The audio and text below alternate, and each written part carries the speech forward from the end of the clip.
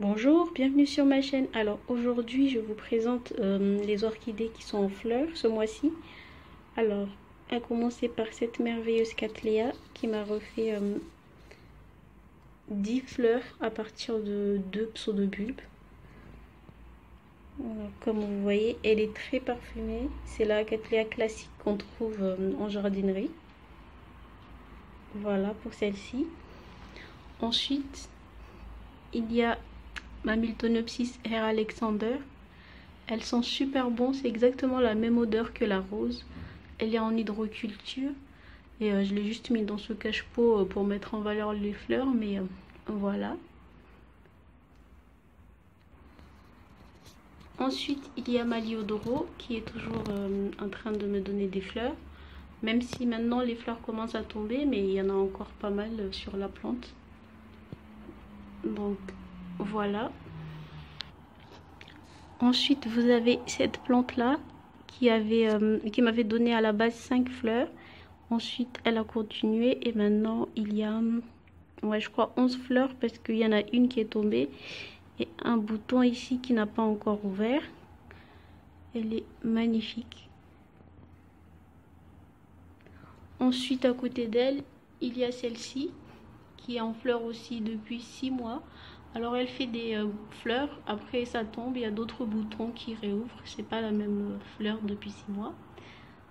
Ensuite, il y a cette petite Phalaenopsis. Les fleurs sont vraiment très petites, regardez. Mais elle est magnifique. Ensuite,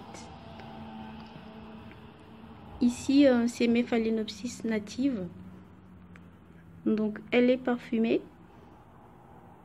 Elle n'a que 2 fleurs en ce moment, mais la plante est encore assez petite. Celle-ci, c'est voilà son nom.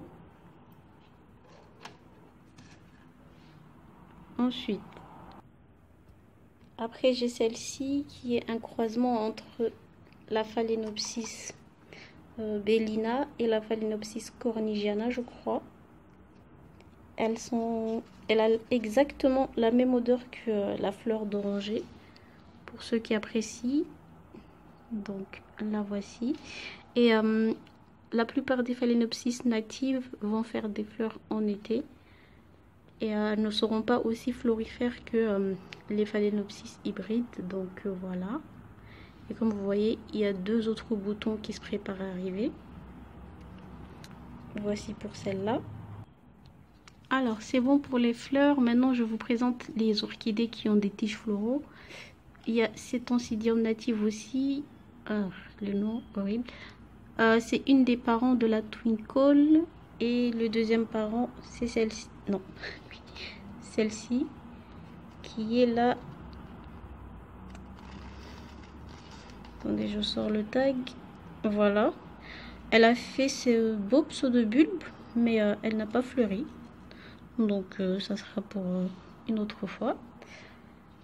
Ensuite, il y a la Cingolo qui avance bien avec ses boutons et tout. Voilà. Alors, j'ai ensuite cette plante. Je pense que ça doit être une Twinkle, mais je suis pas sûre parce que les fleurs sont exactement les mêmes. Le parfum, c'est la même chose, mais c'est beaucoup plus grand. Je l'ai eu à Jardiland et là, elle refleurit. Je voulais vous montrer ici. Quand vous avez des hampes floraux qui font ça, n'essayez pas d'aider la plante parce que vous allez casser la hampe. Laissez-la et vous allez voir, ça va pousser tout seul. Donc voilà pour celle-ci. Alors celle-ci, je voulais juste vous montrer l'évolution du keki. Maintenant qui se voit vraiment bien. Voilà.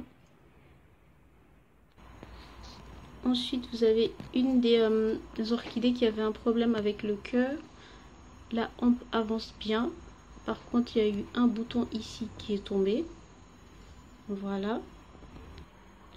Ensuite, celle-ci, c'est la Phalaenopsis qui était en hydroculture. Alors là, tous les boutons commencent à tomber petit à petit. Donc, je ne sais pas si elle fera des fleurs.